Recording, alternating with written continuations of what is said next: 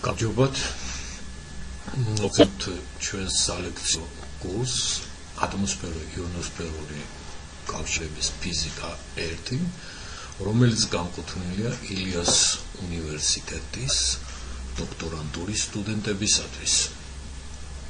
წინა ლექციაზე, რიგით მესამე ლექციაზე, ჩვენ ვისაუბრეთ მეზოსფეროს შესახებ, მისი აქ მიმდინარე აქტუალურ პროცესებზე, დღევანდელ სტატუსზე, ამ უნიკალური და მნიშვნელოვანი რეგიონის კვლევის შესახებ და ჩვენ რაც შევძელით იმ დროის ფარგლებში შევეცადეთ, რომ ის ყველა პრობლემატიკური საკითხი განგვეხილა. ასევე ის კვლევის მიმართულებები, რომლებიც აი ამ რეგიონისთვის არსებობს დღეს, როგორც მიწისზედა მეთოდებით, ასევე თანამგზავრული მეთოდები და ასევე ვახსენეთ, რომ ეს კიდევ ის რეგიონი იყო მეზოსფეროს, სადაც ჯერ კიდევ შესაძლებელი იყო რაკეტული მეთოდებით კვლევა. აი უკვე ჩვენ დღეს გადავდივართ უფრო ზედა ატმოსფეროს, ეგრეთ წოდებული თერმოსფეროსა და ეგზოსფეროს კვლევაზე და უკვე ჩვენ ვახსენეთ მაშინ, თუ თქვენ გახსოვთ, რომ აი ატმოსფერო უცასეთი სადაც შესაძლებელი არის უკვე ლაპარაკობთ ჰომოსფეროზე, ერთი და იგივე სკალით ძირითადი შემადგენელი ნაწილების განაწილებაზე იყო მეზოსფერო. იგი ასე ვთქვათ, მასე ეფარებოდა ზემოდან მეზოპაუზა, შემდეგ საინტერესო რეგიონი იყო ტურბოპაუზა, ასე რომ ახსენეთ მისი მნიშვნელობის შესახებ და აი ამის შემდეგ უკვე იწყებოდა რეალური ზედა ატმოსფერო, სადაც უკვე აქ არსებული ნეიტრალური ნაწილაკების განაწილება შესაძლებელია ახსენილი ყოფილიყო მათი დიფუზიური განცალების შესაძლებლობის პირობებში. ესე იგი, ტურბოპაუზასთან თავდებოდა აი ერთმანეთთან არევის შესაძლებლობა და როგორც ამარ ქვედა არეში, ასევე მეტნაკლებად დამუხტული ნაწილაკებიც არეულია ნეიტრალებთან. და აი ამ ზედაში უკვე ტურბოპაუზის ზემოთ ასევე დამუხტული ნაწილაკებიც უკვე ავლენენ მეტნაკლებ და დამოუკიდებელ პლაზმურ თვისებებს და ნეიტრალების განაწილებაც შესაძლებელია აღიწეროს დამოუკიდებელი შკალებით. ერთი სიტყვით აი ასე ვთქვათ, რომ თქვათ, აქ მოდელირება, როგორი პარადოქსიც არ უნდა იყოს, თითქოს უფრო ადვილია. ეს პირობითია, რადგან არის პროცესები, რომელიც და ატმოსფეროში და საშუალო ატმოსფეროში ჩვენ არ აგვაქვს და აქ ძალიან მნიშვნელოვანია და დღემდე პრობლემატურია და კვლევის განხილვის საგანს წარმოადგენს. აი ბევრი საერთაშორისო პროგრამები, რომელიც არა მარტო ქვედა ატმოსფეროს და საშუალო ზედა ატმოსფეროს სწავლაზე მიზანს წარმოადგენს აი ამ არეების კომპლექსური მოდელირება. და სწორედ თანამგზავრი პროგრამების უმეტეს ნაწილში მსგავსი კვლევებში ძალიან დიდი მნიშვნელობა აქვს აი ამ არეების ურთიერთკავშირს, მიუხედავად იმისა, რომ მათი სწავლა განსხვავებული ფიზიკის გამო წარმოადგენს საკმაოდ პრობლემას, დღეს მაინც მნიშვნელოვანია ამ ურთიერთკავშირების შესწავლა და სწორედ ამ ურთიერთკავშირებში, ესე იგი კოსმოსთან კავშირში, მზეზე მიმდინარე აქტიური პროცესის კავშირში, რომელიც იწყება მზის ფოტოსფეროში აქტიური პროცესები, ჰელიოსფეროში მაგნიტური ქარიშხლები, მაგნიტოსფეროში მიმდინარე მოვლენები, როგორ გამოეცემა ატმოსფერო, იონოსფერო და შემდეგ შესაძლებელი გავლენა კლიმატის ცვლილებაზე, ჩვენ ყველა განხილვის არსებითი საკითხია. და შესაბამისად, როგორ გავლენას ახდენს კლიმატის ცვლილება, ქვემოდან ზემოთ რა კავშირები არსებობს, ესე რომ გავლენას ახდენს პირიქით ატმოსფეროში მიმდინარე პროცესებზე, მათ შორის დინამიურიც და სხვადასხვა კლიმატოლოგიური პარამეტრებზე. მოდი მივყვეთ ცვლილობას ჩვენ საკმაოდ გრძელი ლექცია გამოგვივა, ბევრია საკითხები და როგორც ჩვენ შევძლებთ ისე განვიხილავთ ამას და თუგიმე დარჩება საკითხები, კითხვები, მაშინ ისევ და ისევ ჩვენ გამოვიყენებთ ეფექტურად პრაქტიკული მუშაობის და სემინარისთვის. უკვე მე რომ ვახსენე ტურბოპაუზა მისმოთ იწყებს დომინირებას ატომური ჟანგბადი, როგორც ძირითადი კომპონენტი. მისი სიცოცხლის ხანგრძლივობა უკვე დიდია, რამოდენიმე დღეს და მეტს შეადგენს და შესაბამისად უკვე მისი დისოციაციური რეკომბინაციის ტრაისფერიზმის რადიაცია მოქმედების შემდეგ ის უკვე აგრძელებს ერთ-ერთ დომინირებად ფუნქციას როგორც სტრუქტურაში, ასევე მიმდინარე პროცესებში. შემდეგ ეს უკვე ჩვენ ვახსენეთ, რადგან ჟანგბადის მნიშვნელოვანი არსებობის ულტრაისფერი რადიაციის გავლენა, ასევე აქ მიმდინარე სითბურ პროცესებზე იგი მნიშვნელოვანია და პარალელურად X ანუ რენტგენს ვეძახით, X გამოსხივებას ასევე მნიშვნელოვანი როლი შეაქვს თერმოსფეროს ასე ვთქვათ კატობაში. ესე იგი დამოკიდებულება ასეთი მკვეთრი ულტრაისფერზე და X-ზე, რომლებიც მზის აქტივობის სხვადასხვა ფაზებში ძალიან დიდ ვარირებას განიცდიან, განსხვავებით მზის ხილული უბნისაგან, რომელთაც თბება ძირითადად მზის ზედაპირი, შესაბამისად უკვე იგი მიგვანიშნებს იმაზე, რომ ამ რეგიონის დამოკიდებულება მზის ფაზებზე, კერძოდ კოსმოსურ ფაქტორებზე ძალიან მნიშვნელოვანია და რეალურად იგი მართვადია სწორედ ამ ფაქტორებით. მე აღარ მინდა დღეს მე მინდა ეს საკითხი მცირე ექსკურსი კარგო, მაგრამ მოდი გადავდოთ სემინარებისთვის ამის დისკუსია. სწორედ ეს გადასვლები ძალიან მნიშვნელოვანია ქვედა ატმოსფეროდან საშუალო ატმოსფერო, მეზოპაუზა, ტურბოპაუზა, გარე ზედა ატმოსფერო, სადაც უკანურად მართვადი პროცესებს მართავს მზეზე მიმდინარე აქტიური პროცესები. და მაინც კიდევ ამბობ, რომ აქ გავლენა ასევე არსებობს ქვედა ატმოსფეროსი, რომელსაც შევეხებით ყველა იმ დინამიურ პროცესებთან ერთად და შემდეგ შევეცადოთ ეს პროცესი ვაჩვენოთ კონკრეტული მაგალითებზე. ერთ სიტყვით ჩვენებით ზედა ატმოსფეროს აი ტურბოპაუზის ზემოთ რაც უკვე დომინირებადი არის, უკვე ძირითადად ატომური სტრუქტურის შემადგენლობა, მაგრამ ასენოთ რომ ჯერ კიდე მოლეკულურ შემადგენლობას აქ წილში აქვს. ასე ჩვენ ვახსენებთ კიდე უფრო ზედა არის ეს ეგზოსფერო, რომელიც რეალურად ატმოსფერო უკვე აღარ არის, იმიტომ რომ კოლექტიურ თვისებებს ნაკლებად ფლობს და მისი ნაწილაკები პრაქტიკულად ისეა გაუხშოებული 400 კილომეტრი და ზევით ატმოსფერო, რომ ისინი შეიძლება ითქვას ცალ-ცალკე ორბიტებზე მოძრაობენ, მაგრამ მათ ძალიან მნიშვნელოვანი წილში აქვთ აი იმ პროცესებში, რომელიც აქტუალობა მე ვახსენე, რომ თუ კი ჩვენ განვიხილავთ მზე დედამიწა კავშირების ასეთ უწყვეტ პროცესებს და სურვილი გვაგლირება გავაკეთოთ, ძალიან მნიშვნელოვანია ამ არეების როგორც ზედა ატმოსფეროს თერმოსფეროს ფუნქცია, ასევე ეგზოსფეროს ფუნქცია და მე ჩვენ ეგზოსფერო და ცოტა მაღალ სიმაღლეებს გეოკორონასაც უძახიან, იმიტომ გეოგვირგვინი, არის ქართულ ლიტერატურაში რა არის დამკვიდრებული, მოდი ჩვენ ჯერჯერობით გეოგვირგვინი ვიხმაროთ. ლიტერატურაში ეს არის გეოკორონა. ინგლისურ ლიტერატურაში.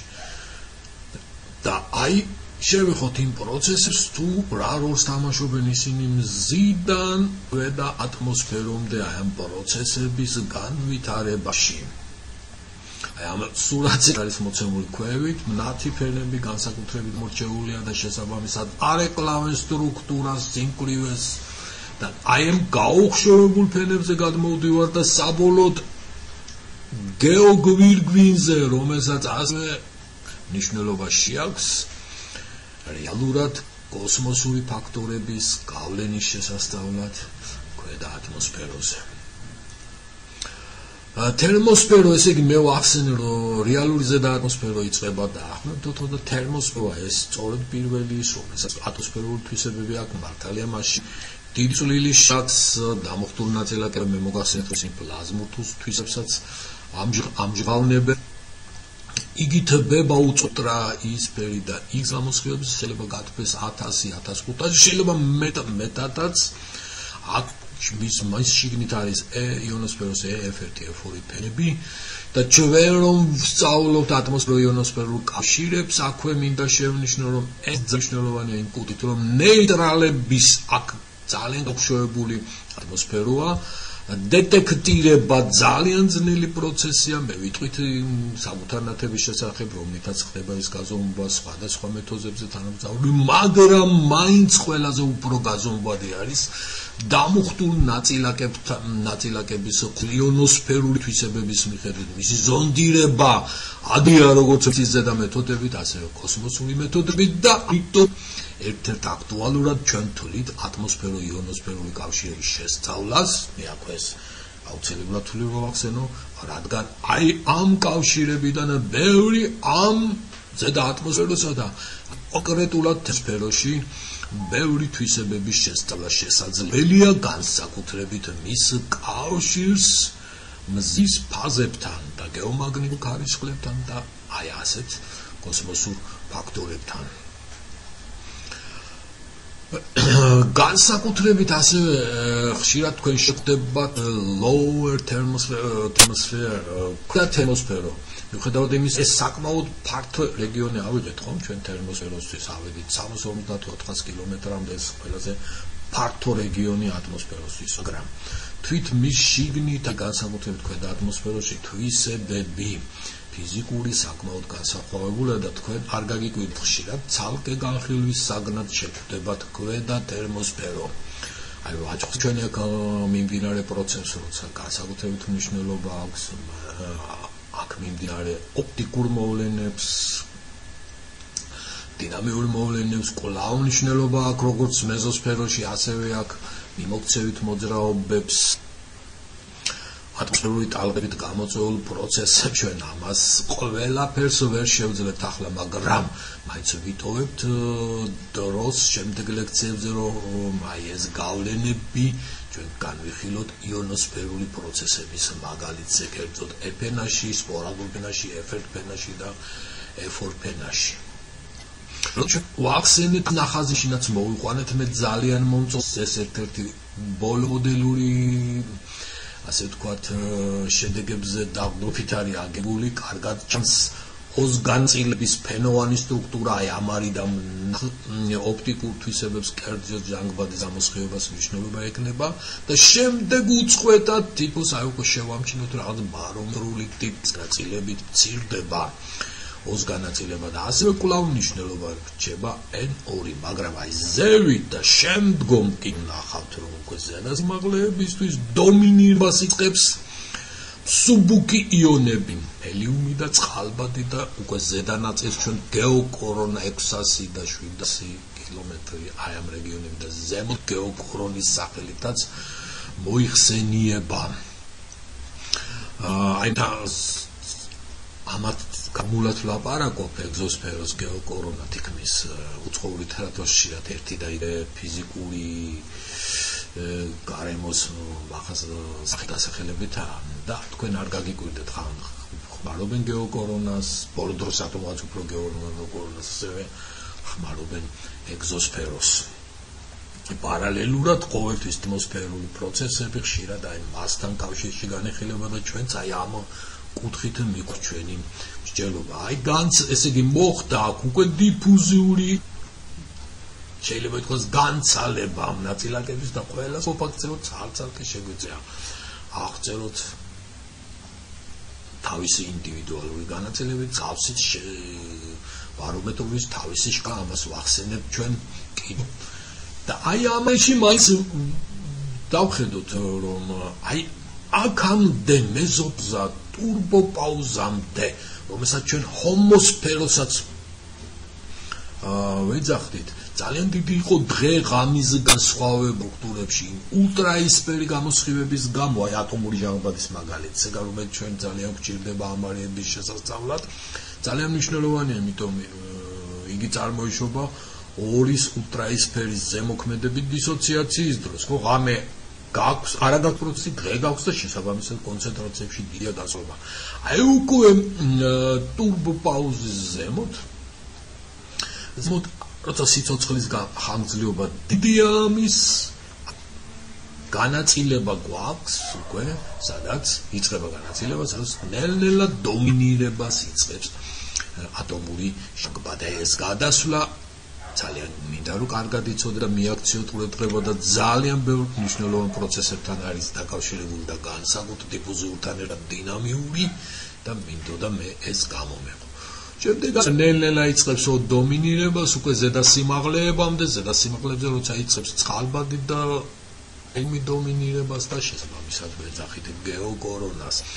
დამოკიდებულება მე თავიდანვე ვახსენე რომ არ გამოგჩენოდა ის ძირითადი აქ მზის ფაზებზე დამოკიდებულება სტრუქტურის ყველაზე და უფრო მნიშვნელოვანია ზედა ატმოსფეროში, თერმოსფეროს რეგიონში.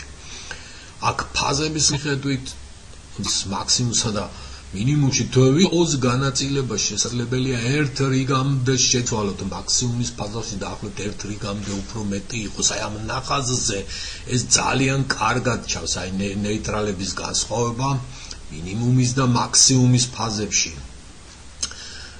ტემპერატურის განსხვავება უფრო თითქოს აი აქ შესაძლოა ნახაზის მიხედვით. ეს 1 რიგამდე არ არის, მაგრამ ტემპერატურული სხვაობა აი თქვენ შეიძლება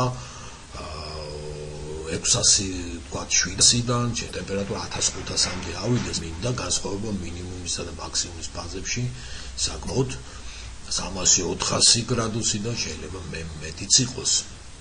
ასევე დიდი აი ნეიტრალებს შორის განსხვავება და მე ასევე მინდა აღნიშნო რომ თვით ელექტრონების კონცენტრაციებში დამოკიდებულებით არ დაგვავიწყდეს რომ მიუხედავად იმისა რომ ეს ტიპის რეგიონად აღმოხსნით აქ პროცესები განსხვავებულია და ეს განსხვავებული როგორც მე აღნიშნე ქვედა თერმოსფეროში. და ნაწილ შესაძლებელია ელექტრონების კონცენტრაცია მაგალითად მზის მაქსიმუმის ფაზაში განსხვავებული იყოს 2-ჯერ. ნათებაში ატმოსფეროს ამ რეგიონის იყოს 2-ჯერ, შეიძლება მეტჯერაც. და ნეიტრალების სტრუქტურაში როგორც უკვე ვახსენე, შესაძლებელია 1 რიგამდე იყოს განსხვავება. ერთ სიტყვით კიდევ ხას უსვევ რომ სტრუქტურაში მარტო ჯერ და თერმულ თვისებებში განსხვავება შეიძლება იყოს სერიოზული დამოკიდებულების მზის ფაზისგან. აქ ყველაფერს განსაზღვრავს აი ამ შემთხვევაში უკვე დიდი დოზი აი ამ პროცესებს, აი ამ დიდ განსხვავებას მზის ულტრაისფერი და ასევე X გამოსხივება, რენტგენის გამოსხივება.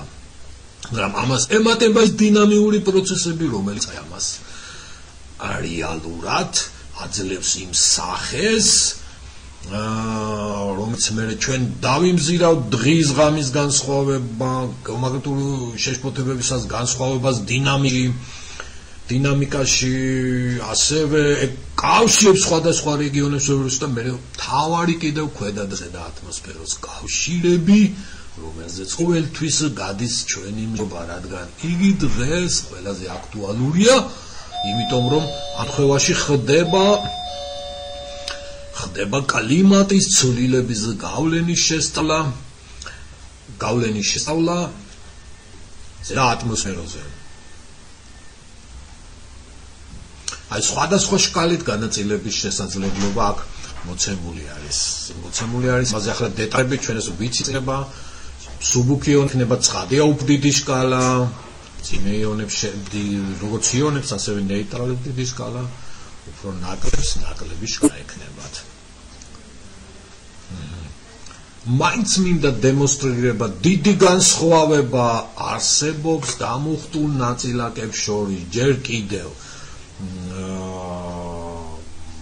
თვითონ ეფექტენაში ამას თუ დეტალებში შემდეგ ლექციებზე განვიხილავთ, მაგრამ ჩვენ აუცილებლად უნდა ვახსოვოთ, ნეიტრალებს შორის სხვაობა არის, მაგრამ არც თუ ისე დიდია. დამუხტულ ნაწილაკებს შორის ჩვენ გვექნება დიდი განსხვავება და აი აქვე მოვიყვანე მე ნეიტრალების განაწილება მათთან ერთად რომ ეს შესამჩნევი იყოს. ესე იგი დიაგნოსტიკა ამ რეგიონის როგორც მეზოს პაუზის მიდამოში მნიშვნელოვანი ოპტიკური მეთოდებით. მე კიდევ მინდა ვახსენო რომ ესე იგი მეზოსფერო, მეზოპაუზა, ტურბოპაუზა და თერმოსფეროში გაზი გაუხშოებულია, თქვა წამიდან დაწყებული დაჯახების სიხშირე რო ავიღოთ ნაწილაკს იზრდება აი 600-500 კილომეტრის სიმაღლეზე ადის თითქმამდე. ეს რას ნიშნავს? რომ აი ის გადასვლები, რომელსაც ჩვენ აკრძალულ გადასვლებს ვეძახით, მეტასტაბილური დონეებს აქ უკვე გამოსხივება შესაძლებელია და შესაბამისად ამ რეგიონების შესწავლას ჩვენ უკვე აი ამ ხაზების გამოსხივებით ვახდენთ.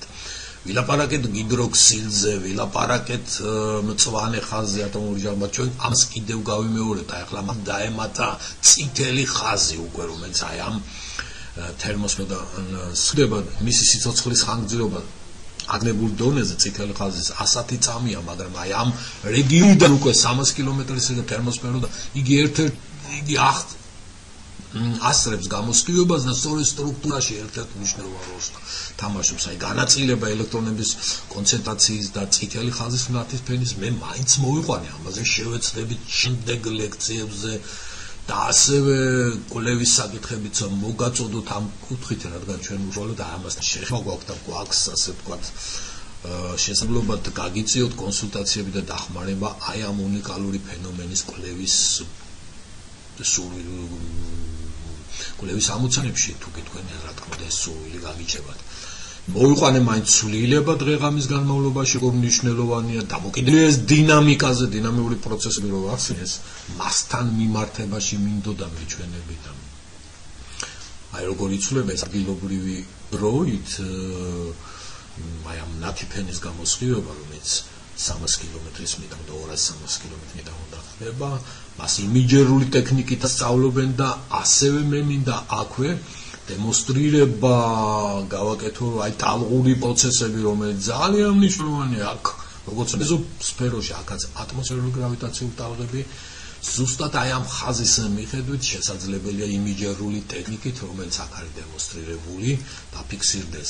ესე იგი, ქვედა და ზედა ატმოსფეროს კავშირებზე რომ ძალიან გრძნობია ეს არის უბრალოდ მე მინდა გავაკეთო ეს დემონსტრირება ახლახანს ეგრეთ წოდებული მაივის ჰავაისთან თქვენ ალბათ ინფორმაციას მიადენებდით თვალს ცუნამი როცა წარმოიქმნა მიწისძვრის დროს მოხდა უნიკალური იმიჯერული ტექნიკის გამოყენებით დაფიქსირება წლის ხაზის ღამისის ნათების 200-300 კილომეტრი, ხო?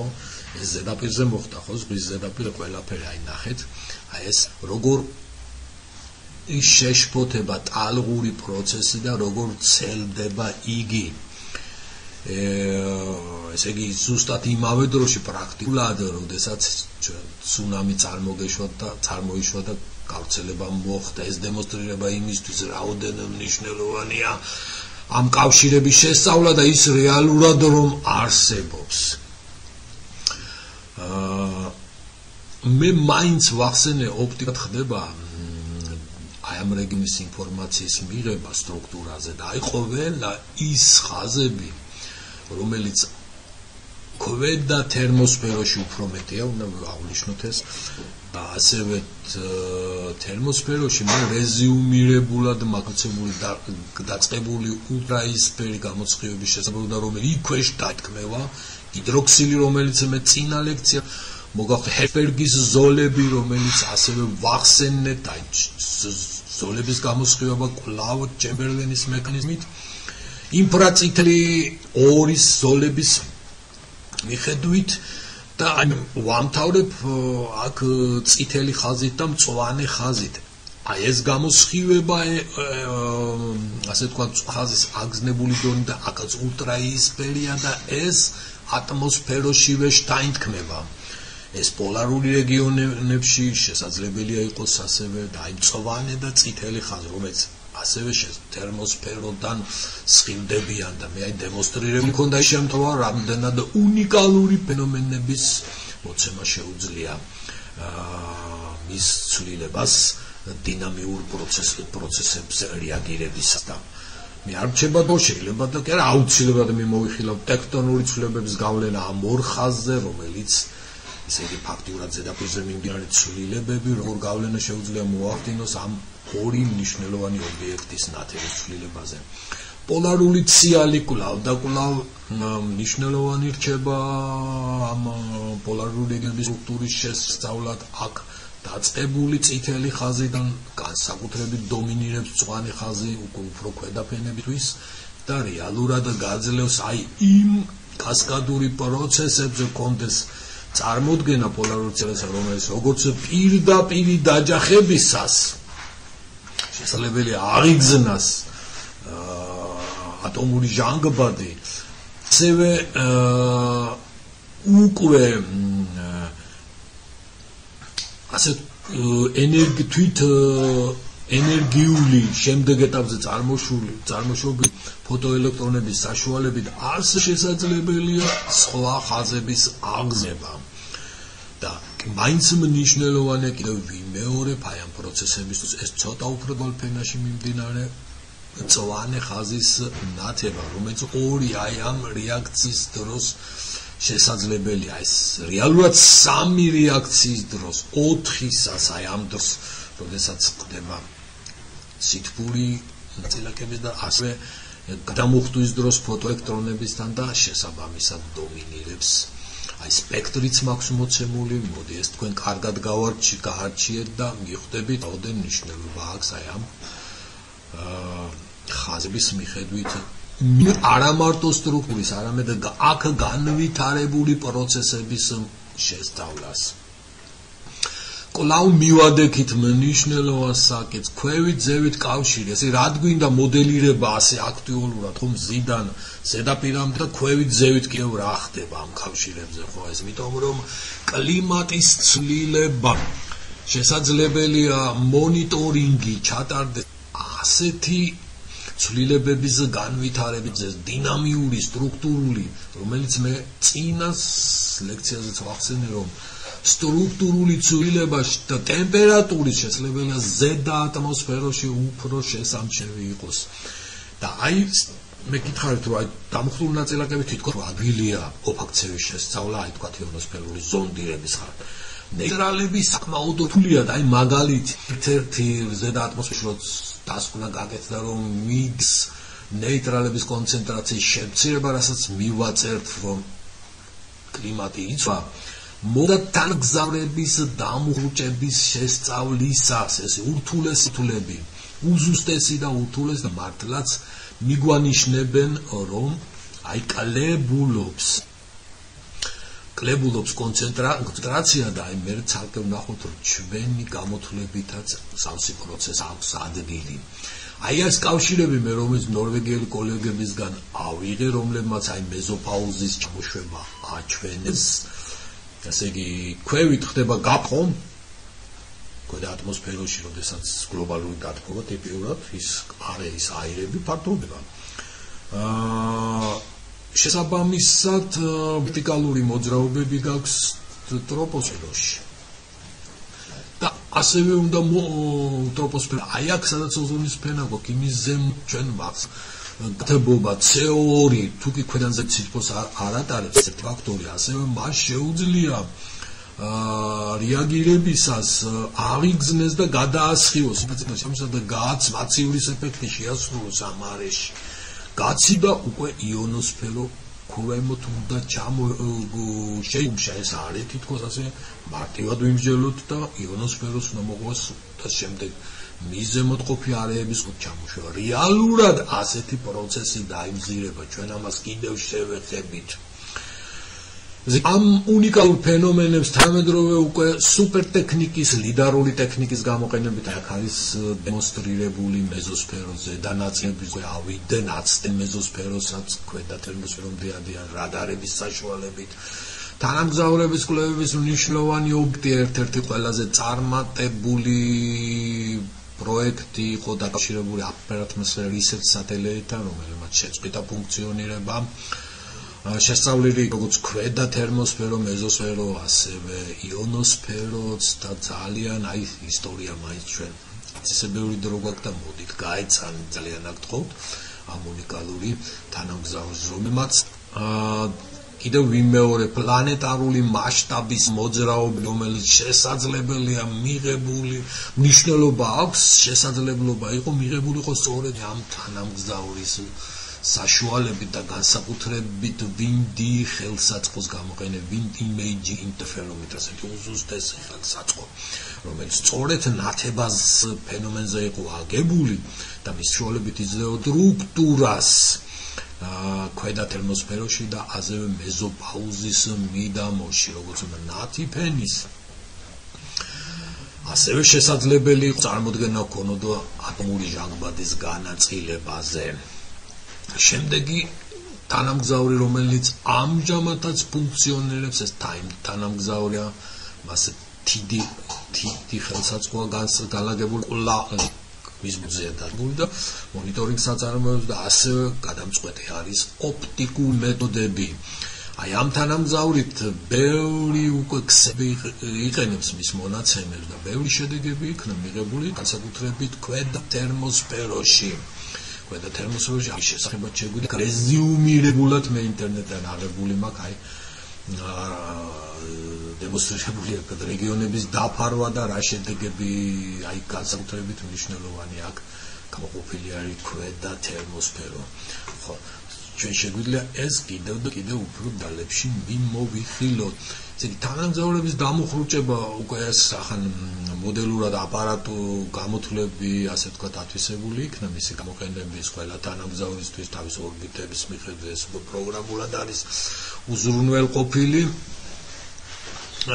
მე მოვიყვანა მზის ფაზებზე დამოკიდებულება და როგორ იწვებოდა შესაბამისი სიკვრივე. მე მოგახსენეთ რომ პრობლემა რომ ჩვენ განვიხილოთ როგორ იცვლება ნეიტრალების კონცენტრაცია არა მზის ფაზებში, არამედ 11 წლიანი და უფრო მეტი დროის განმავლობაში, სადაც კლიმატის ცვლილება იქნება მნიშვნელოვანი, უნდა გამოვყოთ მზის ფაზები. მისგანა ეგრევე გამოსხივებასთან კორელაცია აშკარად ჩანს და ეს ეფექტებს რო გამოვყოფთ, აი ამის შემდეგ ხდება სწორედ იმის დადგენა, რომ აქვს თუ არა მნიშვნელობა კლიმატის ცვლილებას და ეს ასეც დადგინდა სწორედ. ტემპერატურა მე მოგახსენეთ რომ აქ საკმაოდ იცვლება და არა ისე რადიკალურად თქვათ მეზოპაუზა და ქვედა ნაწილში, როდესაც ზამთარ ზაფხულში ქონდა ასე თქვათ პარადოქსული განსხვავება, ეს შორს წაიყვანს, აქ დემონსტრირებული არის სხვა ასე თქვათ ბეკ საწყისი ტემპერატურის მნიშვნელობიდან ოსცილაციები, აი დაახლოებით ეს არის შესაბამო 4-5 დღის ეგვტენდე რა ამ დროის 5-4 დღის განმავლობაში როგორ ხდება ეს. და აი აქ როგორც მონაცემები, მოდელური გამოყენებული და აი მე ვახსენე ეგზოსფეროსთან მიმართებაში ეს კვლევების აქტუალურობა და მნიშვნელობა განსაკუთრებით ასევე ვილაპარაკე რომ ფაქტიურად მოდელირება ჩვენ რო გავაკეთოთ პროცესების, სადაც ზედა ატმოსფეროში დომინირებს კოსმოსური ფაქტორების გავლენა, უკვე მივდივართ ისეთ ობიექტზე როგორც არის ეგზოსფერო, სადაც გაზი საკმაოდ გაუხშოვებულია, მაგრამ არ დაგვავიწყდეს რომ ამ არის დამუხტული ნაწილაკები, რომელიც ჩვენ ასე ვთქვათ ნიშნული შესწავლის ობიექტი ატმოსფერო-იონოსფერული კავშირების კუთხით ძალიან მნიშვნელოვანია. ის ჩაჭერილი ყავს დედამიწის მაგნიტურ ველს განსხვავებით ამ ნეიტრალებისგან, რომლებიც ფაქტიურად ცალკეულ ორბიტებზე მოძრაობენ იმ სიდაჯახების ხარჯზე, რომელიც აი ამ ძალიან გაუხშოვებულ არეში არსებობს. და ის დემონსტრირებულია აი ეგზოსფეროს საკმაოდ დიდ მანძილზე, ზოგჯერ ადავავისას ამ არეს ეძახით გეოკორონას.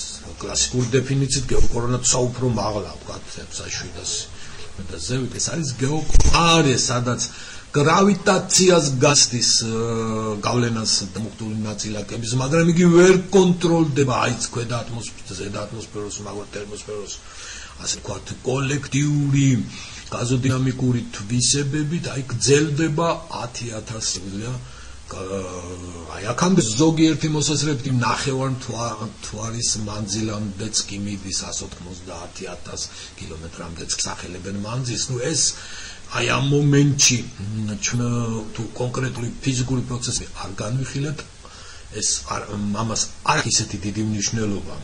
ხო და აი რეალურად პროცესებს მე აი ამ არეში რომელიც ესე გაუშვებულია ნეიტრალებს თითქოს არ აქვს ასეთ კოლექტიური თვისება, გარდა იმისა, რომ ისინი გრავიტაციულ ვერში მოძრაობენ ორბიტებზე, ასე ვთქვათ, ცალკეული შეიძლება ითქვას, დამუხტული ნაწილაკები მოწესრიგებულია მეტნაკლებად და გეომაგნიტური ველის გავლენით, ეს გრძელდება კიდევ და კიდევ დიდ მანძილებზე, რამდენიმე ათეული რადიუსი და ავდივართ ასე ვთქვათ, მაგნიტოპაუზამდე, რომელზეც გვიანებით მე ვილაპარაკებთ, მნიშვნელოვანია ერთი სიტყვით, აი მაგნიტური ხარისხების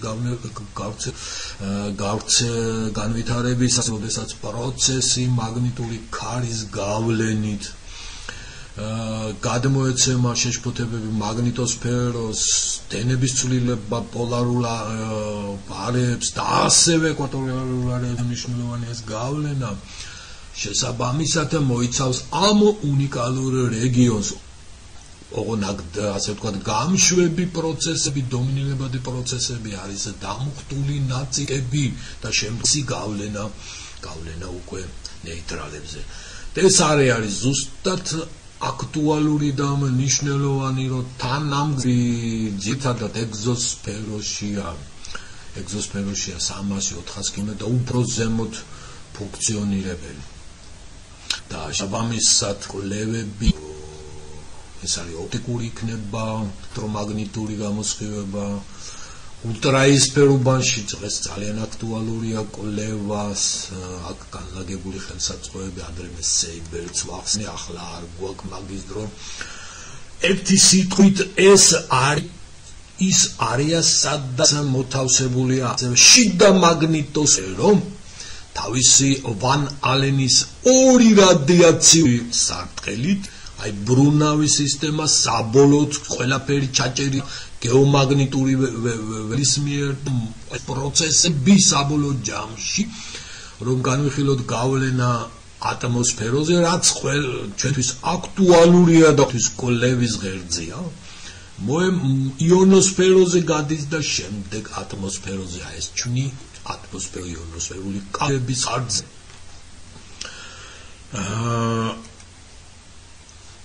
კავშირებზე თავისთავად მიუთითებს, ამას კიდე შევეხებით, რომ თვითონ კვება აი ამ ეგზოთერმოსფეროს გავლით ხდება დამუხტული ნაწილაკების. დღეს ეს რაოდენობრივად არ როლში აქვს ამაში ქვედა თქვათ იგივე თერმოსფეროს, იონოსფეროს რეალურად პროტონოსფეროს კვება ხდება ამარებიდან და ასევე გადინება ღია ძალწირებიდან, რომელიც აქ დემონსტრირებული არის დამუხტული ნაწილაკების, თუნდაც წყალბადის იონების, ანუ პროტონების ამ არეში, რომელსაც პლაზმასფეროდ იწოდება და კიდევ უფრო მაღალი სიმაღლეებისთვის, უკვე ეს შესაძლებელია ქვედა იონოსფერული სიმაღლეები და შესაბამისად ამ ასპექტს მე ამ ეტაპზე შევეხე, იმიტომ რომ კვლავ და ატმოსფერო-იონოსფერული კავშირები ძალიან მნიშვნელოვანია და ეს ყველაფერი ხდება აი უნიკალური არის გავლით.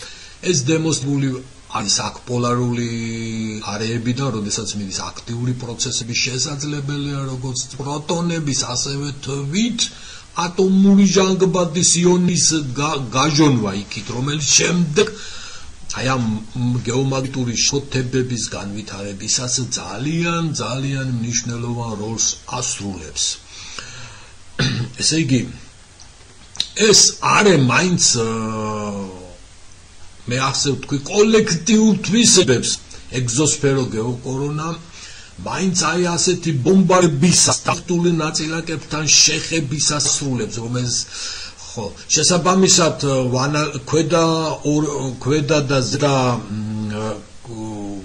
ქვედა და ზედა სარტყელი რადიაციული აქტლად ისე კარგად არ არის გამოსხივებული ორი სარტყელი სწორებულ არის ერთგან ჩაჭრილი პროტონები ქვედა არეში ზედა არეში პროტონები და ელექტრონები რომელიც მე განსაკუთრებულად მნიშვნელოვნად რეაგირებენ გეომაგნიტურ შეშფოთებებზე აი აქ ეს სურათი კარგად ასახავს უფრო თითქოს ამ ნატენას რომელიც მე შემდეგ კავშირშია წყალბადის გამოსხივებასთან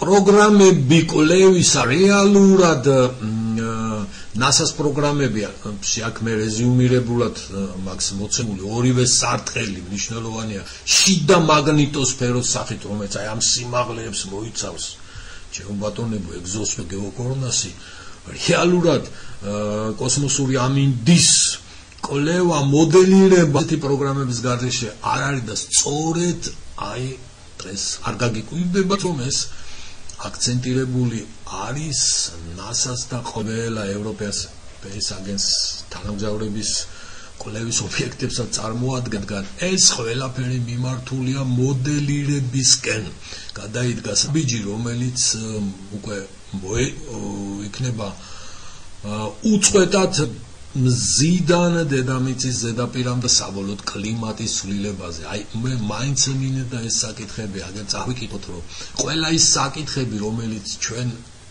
ხაზი გაუსვით დაწყარებული ქვედა ატმოსფეროზე გავლენის იონოსფეროზე გავლენის იონოსფერული არარეგულარული ეს ყველაფერი და კლიმატი და ქვედა ატმოსფეროზე გავლენა აი NASA-ს პრიორიტეტებია და მე კიდევ მინდა ხაზი გაუშვა რომ აი წყალბადის გამოსხივებას რომელიც ჩვენც გაგვაჩნია ძალიან მნიშვნელობა აქვს წყალბადის შეველობას აი იმ პროცესების განვითარებაში